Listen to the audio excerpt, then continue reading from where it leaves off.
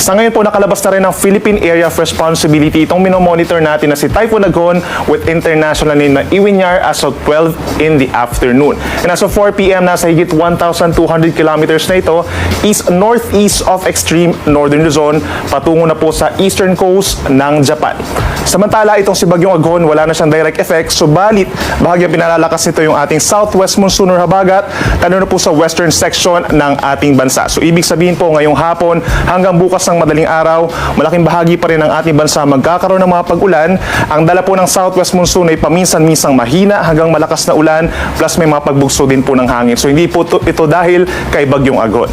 Yan sa mga karanas ng mga pag-ulan ng Ilocos region, dito rin po sa malaking bahagi ng Central Luzon, Metro Manila, Calabarzon, pababa ng Western Visayas and Mimaropa, hanggang dito rin po sa may Zamboanga Peninsula, Basilan, Suluin, Tawi-Tawi, mataas ang tsansa ng mga pag-ulan ngayong gabi, kaya magdala ng payong kung lalabas